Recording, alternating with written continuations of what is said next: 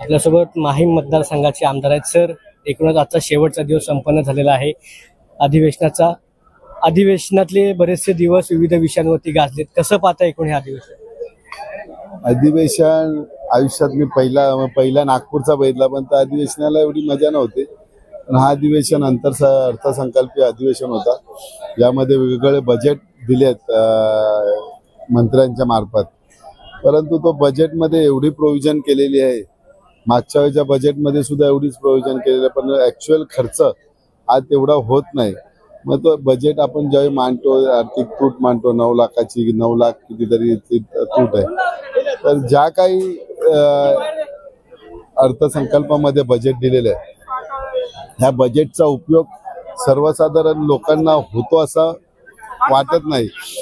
म्हणून मांडणी करताना जी काही गावच्या शेतकऱ्यांना असेल किंवा मुंबईच्या ज्या गरीब जनता असेल, आज SRS स्कीम असेल किंवा बाकीच्या सगळ्या स्कीम आहेत, प्रायव्हेट प्रॉपर्टी आहे। मी तो माझा प्रश्न विचारलेला की प्रायव्हेट प्रॉपर्टीला सेस असेल तर त्याला आपण फंड देऊ शकतो। असे कितीतरी प्रायव्हेट बिल्डिंग आहेत ज्याला कोण वाली उरलेला नाही, मालक त्यांच्यावरती रिपेअरिंगचा बोजा टाकतो। अशा ठिकाणी गव्हर्नमेंटनी थोडा हे करा। आज ज्या काय बिल्डिंग झाले ते गरीब लोक राहतात, त्या गरीब लोकांचा प्रश्न आम्हाला मांडायचा होता की ज्यांना जो टॅक्स किंवा उंची ज्याची जी आडवी झोपडपट्टी आहे ती उंची झोपडपट्टी झाली, त्यांना प्रोव्हिजन काहीतरी ठेवावं सरकारने। त्याचा एवढ्या मोठ्या इमारती बांधल्यानंतर त्याचा मेंटेनन्स, भाडं, हे ते, यामध्ये कप थोडा द्यायचा, लिफ्टचा चार्जेस होतं, हे ते त्याच्यावरती बोलायचं होतं। परंतु अधिवेशनामध्ये वेळ फार कमी अवधी होतो, त्यामध्ये सत्ताधारी पक्ष आपली मनमानी करत असतात, बोलायला देत नाही।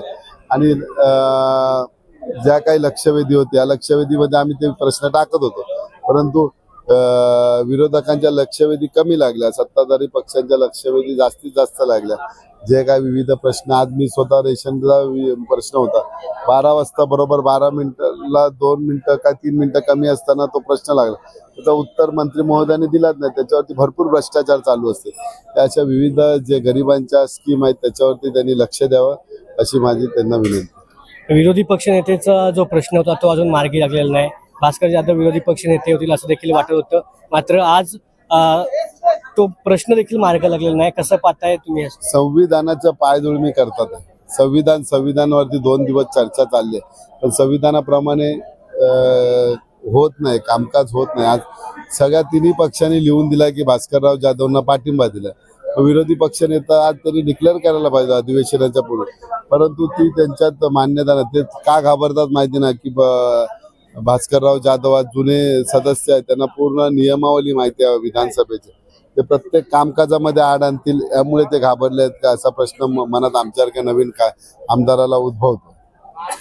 माहीम मतदारसंघाच्या विविध विकास कामांसाठी, सुशोभीकरणासाठी तुम्ही अनेक प्रश्न धरून ठेवले होते।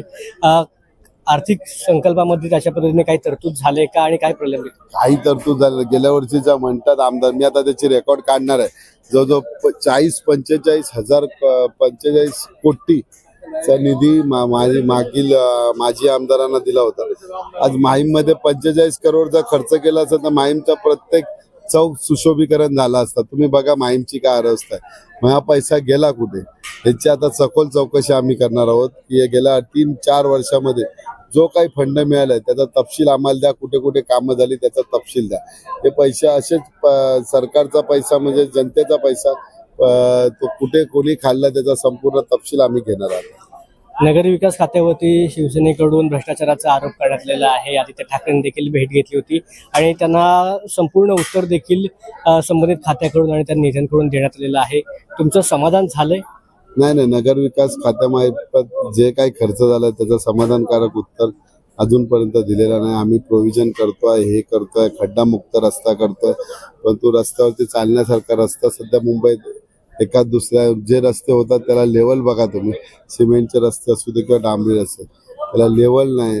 हे सगळ्या मुंबईचा कर सगळ्यात जास्त असतो, तिथे चांगल्या सोयी सुविधा द्याव्या अशी मी त्यांना विनंती करतो।